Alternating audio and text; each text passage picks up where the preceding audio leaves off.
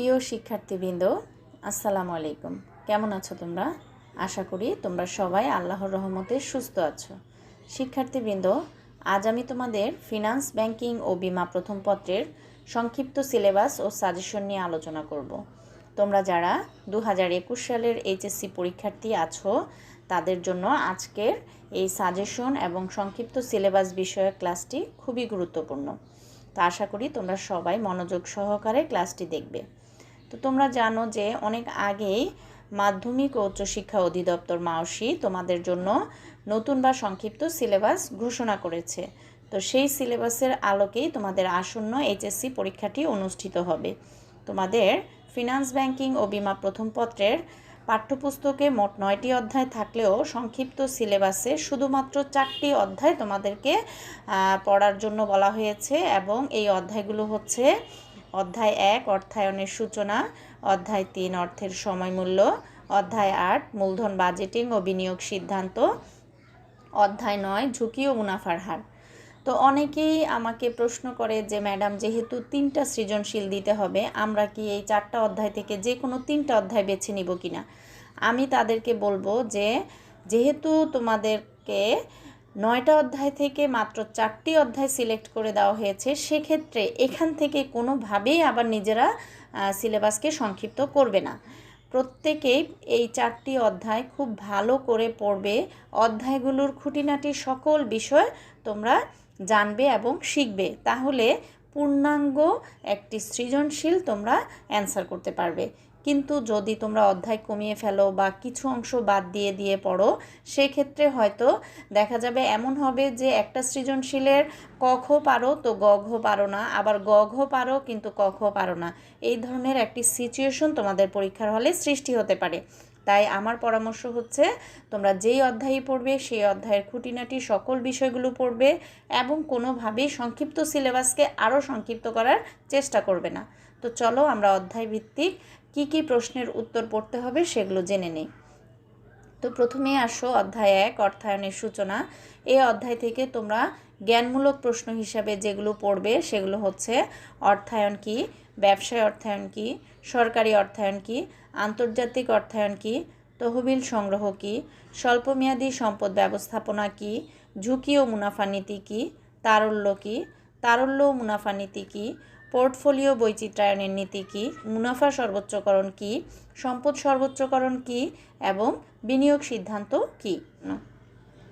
তো অনুধাবন স্তরের জন্য তোমরা যে প্রশ্নগুলো পড়বে সেগুলো হচ্ছে ব্যবসায় অর্থায়ন বলতে কি বুঝো ব্যাখ্যা করো, সরকারি অর্থায়নের মূল লক্ষ্য কি ব্যাখ্যা করো, ব্যবসায় অর্থায়ন ও সরকারি অর্থায়নের মধ্যে পার্থক্য দেখাও, মূলধন বাজেটিং সিদ্ধান্ত বলতে কি বুঝো ব্যাখ্যা করো, ঝুঁকি ও মুনাফার সম্পর্ক কীরূপ ব্যাখ্যা করো, তারল্য ও মুনাফার সম্পর্ক কীরূপ ব্যাখ্যা করো, মুনাফা সর্বোচ্চকরণ একটি ব্যবসার মূল লক্ষ্য হওয়া উচিত নয় কেন ব্যাখ্যা করো, কিভাবে সম্পদ সর্বোচ্চকরণ করা যায় ব্যাখ্যা করো।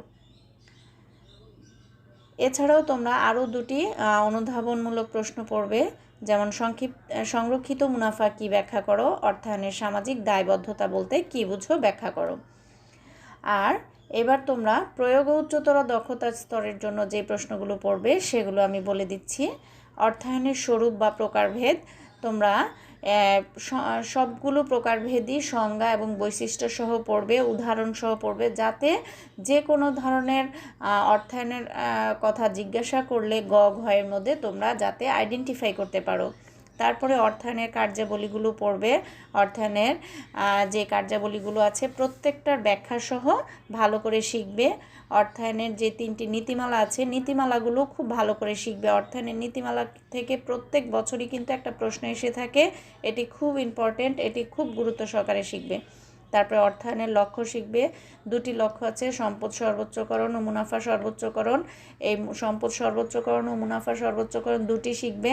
কোনটিকে একটি ব্যবসায়ের মূল লক্ষ্য হিসেবে গ্রহণ করা উচিত সেই বিষয়টি শিখবে, অর্থাৎ সম্পদ সর্বোচ্চকরণের সুবিধা অসুবিধা, মুনাফা সর্বোচ্চকরণের সুবিধা অসুবিধাগুলো জানবে, তাহলে কিন্তু এই প্রশ্নের উত্তর লিখতে পারবে।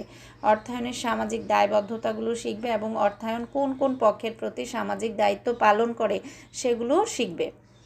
তারপরে আসো 3য় অধ্যায় অর্থের সময়মূল্য।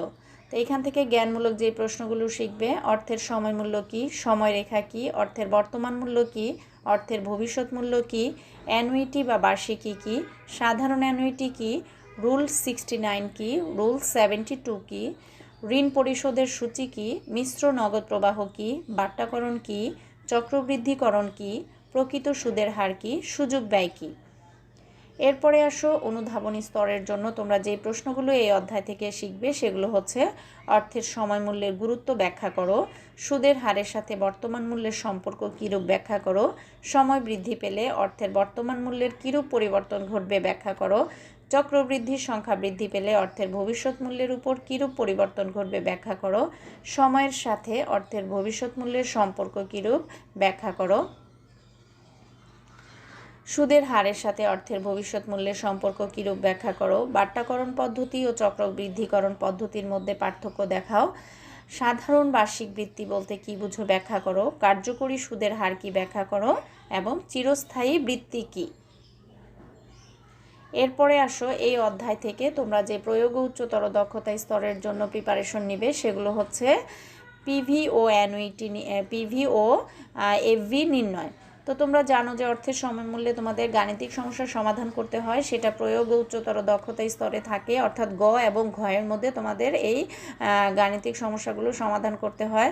তো এই ক্ষেত্রে তোমরা এককালীন অর্থের এবং বছরে একাধিকবার চক্রবৃদ্ধি ঘটলে বা সুদ প্রদান করা হলে যে বর্তমান মূল্য ভবিষ্যৎ মূল্য নির্ণয় করতে হয় সেই পদ্ধতি শিখবে। পাশাপাশি তোমরা অ্যানুইটির বর্তমান মূল্য নির্ণয় শিখবে এবং এক্ষেত্রে তোমরা সাধারণ অ্যানুইটি ও অগ্রিম অ্যানুইটির এককালীন ও একাধিকবার সুদ প্রদান করা হলে কিভাবে নির্ণয় করতে হবে সেটি শিখবে। ভবিষ্যৎ অ্যানুইটির সাধারণ মান শিখবে এবং অগ্রিম অ্যানুইটির ভবিষ্যৎ মূল্য নির্ণয় করা শিখবে। ঋণ পরিশোধের সূচি নির্ণয় শিখবে এবং সুদের হার নির্ণয় করা শিখবে। এরপরে আসো মূলধন বাজেটিং ও বিনিয়োগ সিদ্ধান্ত অধ্যায় 8। তো এই অধ্যায় থেকে যে জ্ঞানমূলক প্রশ্নগুলো শিখবে সেগুলো হচ্ছে মূলধন বাজেটিং কী, স্বাধীন প্রকল্প কী, পরস্পর বর্জনশীল প্রকল্প কী, পণ্য বৈচিত্র্যায়ন কী, প্রকল্প মূল্যায়ন কী, গড় মুনাফার হার কী, পরিশোধকাল কী, নিট বর্তমান মূল্য কী, অভ্যন্তরীণ আয়ের হার কী, মুনাফা অর্জন সূচক কী, মূলধন নিয়ন্ত্রণ কী, মূলধন বরাদ্দকরণ কী। এই অধ্যায় থেকে তোমরা যে অনুধাবনমূলক প্রশ্নগুলো শিখবে সেগুলো হচ্ছে মূলধন বাজেটিং বলতে কী বুঝো ব্যাখ্যা করো, পরস্পর বর্জনশীল প্রকল্প বলতে কী বুঝো ব্যাখ্যা করো, স্বাধীন প্রকল্পের ক্ষেত্রে কিভাবে সিদ্ধান্ত নেওয়া হয় ব্যাখ্যা করো, মূলধন বাজেটিং কেন প্রয়োজন ব্যাখ্যা করো, মূলধন বাজেটিং অনুমান নির্ভর ব্যাখ্যা করো, মূলধন বাজেটিংয়ের বাট্টাকৃত পদ্ধতি বা কৌশল কী ব্যাখ্যা করো, নিট বর্তমান মূল্য পদ্ধতি কী ব্যাখ্যা করো, পেব্যাক সময় পদ্ধতি কী ব্যাখ্যা করো, আন্ত আয়ের হার কী ব্যাখ্যা করো, মূলধন রেশনিং বলতে কী বুঝো ব্যাখ্যা করো, মূলধন বাজেটিংয়ের সমস্যা বা সীমাবদ্ধতাসমূহ ব্যাখ্যা করো। আর এই অধ্যায় থেকে প্রয়োগ উচ্চতর দক্ষতা স্তরের জন্য তোমরা যেগুলো শিখবে সেগুলো হচ্ছে গড় মুনাফার হার বা ARR নির্ণয়, পেব্যাক সময় বা পরিশোধকাল PBP নির্ণয়, নিট বর্তমান মূল্য বা NPV নির্ণয়, অভ্যন্তরীণ আয়ের হার বা IRR নির্ণয়। সর্বশেষ অধ্যায় 9 ঝুঁকি ও মুনাফার হার। এই অধ্যায় থেকে তোমরা যে জ্ঞানমূলক প্রশ্নগুলো শিখবে সেগুলো হচ্ছে মূলধন জাতীয় আয় কী, মুনাফা জাতীয় আয় কী, মোট আয় বা মুনাফা কী, মুনাফার হার কী, একক ঝুঁকি কী, পোর্টফোলিও ঝুঁকি কী, কোম্পানি ঝুঁকি কী, বাজার ঝুঁকি কী, ব্যবসায়িক ঝুঁকি কী, আর্থিক ঝুঁকি কী, তারল্য ঝুঁকি কী, আদর্শ বিচ্যুতি কী, সম্ভাবনার বিন্যাস কী, বিভেদাঙ্ক কী। তো এই অধ্যায়ের যে অনুধাবনমূলক প্রশ্নগুলো তোমাদের শিখতে হবে সেগুলো হচ্ছে পোর্টফোলিও বলতে কী বুঝো ব্যাখ্যা করো, পোর্টফোলিও কেন গঠন করা হয় ব্যাখ্যা করো, পরিহারযোগ্য ঝুঁকি কী ব্যাখ্যা করো, অপরিহারযোগ্য ঝুঁকি কী ব্যাখ্যা করো, সরকারি বন্ডের ঝুঁকি নাই কেন ব্যাখ্যা করো, সহ সম্পর্ক বলতে কী বুঝো ব্যাখ্যা করো, পোর্টফোলিও তত্ত্ব কী ব্যাখ্যা করো, মূলধন সম্পত্তি মূল্যায়ন মডেল বা CAPM কী ব্যাখ্যা করো, ঝুঁকি ও আয়ের মধ্যে সম্পর্ক কীরূপ ব্যাখ্যা করো।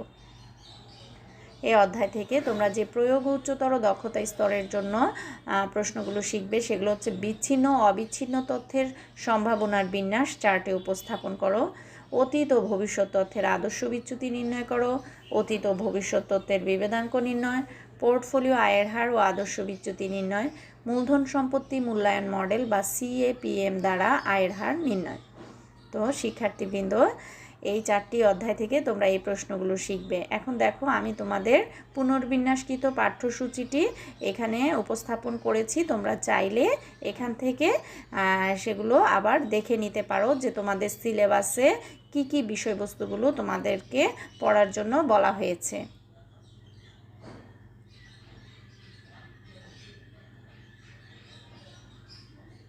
তা আজকে এই পর্যন্তই থাকবে। আগামী ক্লাসে আবার দেখা হবে। সেই পর্যন্ত সবার সুস্থতা কামনা করছি। আল্লাহ হাফিজ।